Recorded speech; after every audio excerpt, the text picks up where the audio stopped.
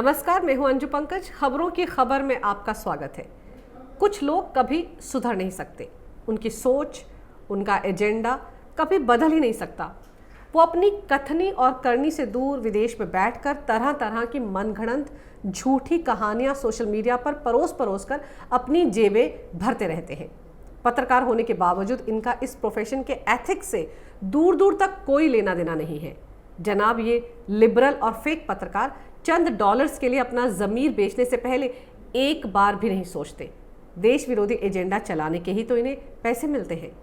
500 से लेकर $1,500 इन्हें मिल जाते हैं और अपना ज़मीर, ईमान सब वो इन्हीं डॉलर्स के लिए दांव पर लगा देते हैं।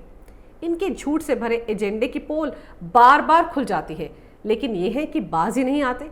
शर्म तो इन्हें आती नहीं, क्योंकि अगर इनमें शर्म नाम की चीज़ होती तो देश विरोधी एजेंडा ये क्यों चलाते। विद्या कृष्णन, इस लुटियन पत्रकार को ही देख लीजिए। कितनी बार इसकी बिना सिर पैर वाली झूठी कहानियों की पोल सोशल मीडिया पर खुल चुकी है, लेकिन ताज्जुब है कि इन्हें कोई सबक मिलता ही नहीं।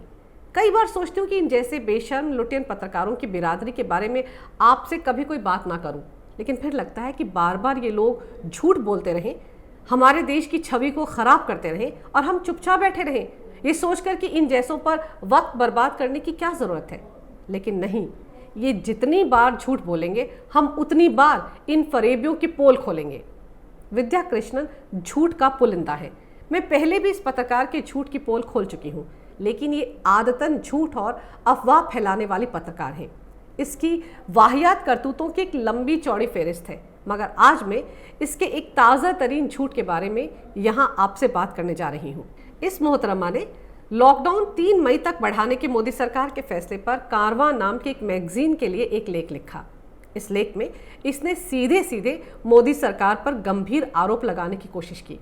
इसने लिखा कि मोदी प्रशासन ने कोरोना के लिए बनाई गई ICMR की टास्क फोर्स से लॉकडाउन बढ़ाने का फैसला लेने से पहले कोई विचार विमर्श नहीं किया था, और टास्क फोर्स के कई सदस्यों को तो लॉकडाउन बढ़ने के बारे में कोई भी जानकारी नहीं थी।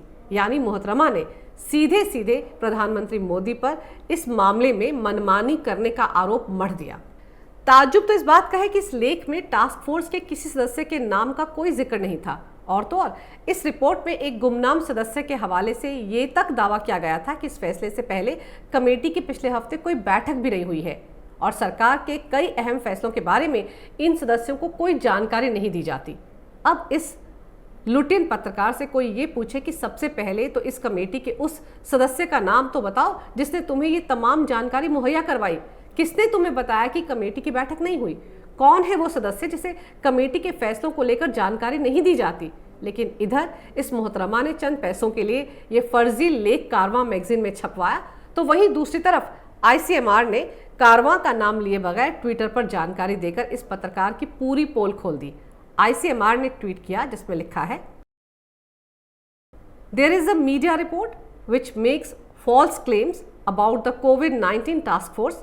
The fact is that the task force met 14 times in the last month and all decisions taken involve the members of the task force. Please avoid such conjectures.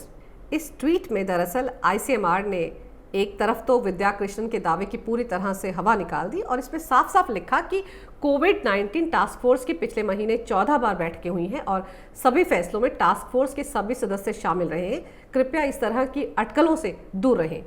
ICMR की इस ट्वीट ने विद्या कृष्णन के साथ साथ कारवां मैगजीन को भी आईना दिखा दिया। वैसे कारवां मैगजीन को भी लताड़ खाने और सच का आईना देखने की आदत है।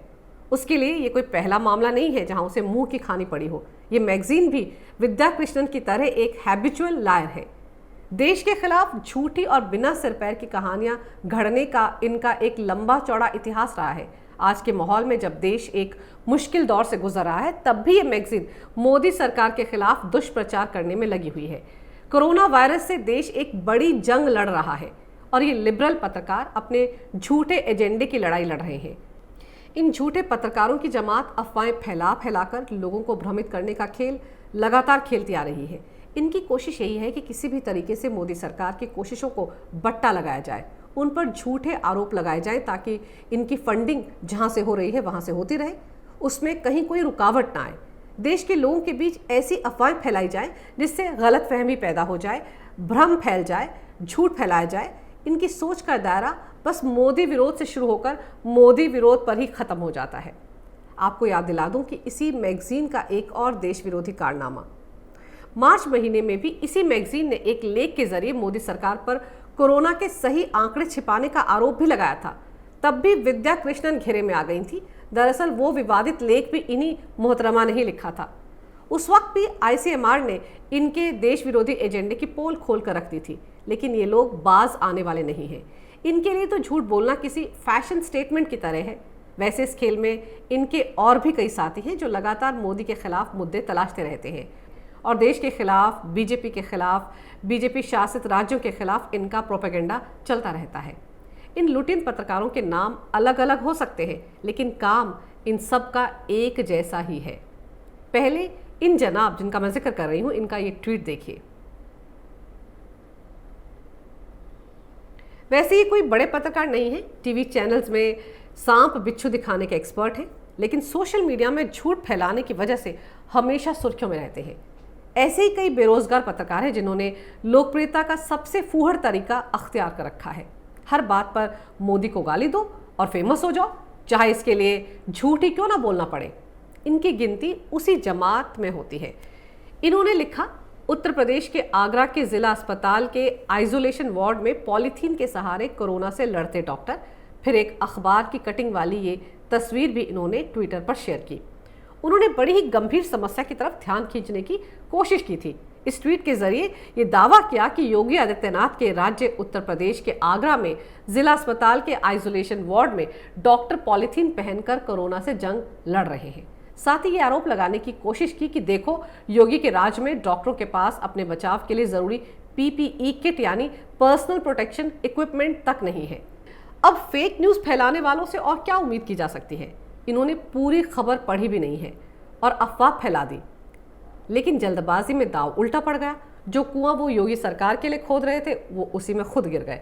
जैसे ही ट्वीट आया, आगरा के DM ने बिना देर के तुरंत ट्विटर पर करारा जवाब दे डाला। इस फेक न्यूज़ की फैक्ट्री और इनके एजेंडे की पूरी हवा निकाल दी।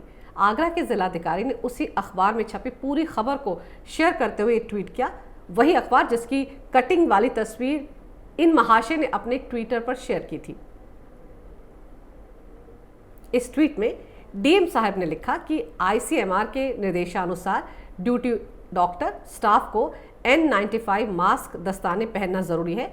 प्रचारित फोटो में बाल रोग के डॉक्टर जो आइसोलेशन वार्ड नहीं देखते हैं, वो ये दोनों चीज़ें पहने हैं। इसके अलावा बचाव हेतु उपयोग वस्तु वो उनकी अपनी सूझबूझ है। इस वक्त हर कोई अपने को सुरक्षित रखना चाहते हैं।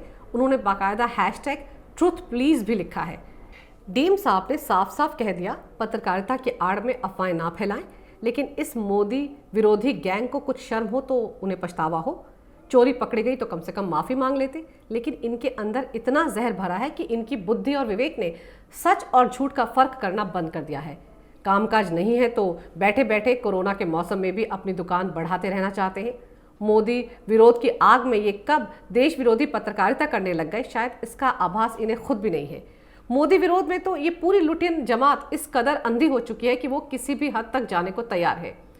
विरोध कीजिए, मगर सच के साथ, तथ्यों के साथ। जरा सोचिए, देश इस वक्त एक ऐसे दौर से गुजर रहा है जिसकी कल्पना कभी किसी ने दूर दूर तक नहीं की थी। चाइनीज कोरोना वायरस ने ऐसे हालात पैदा कर दिए हैं कि पूरा देश लॉकडाउन में है, सब कुछ बंद है। मोदी सरकार ने इतने कड़े कदम सिर्फ और सिर्फ देशवासियों की जान कोरोना से बचाने के लिए ही उठाए हैं।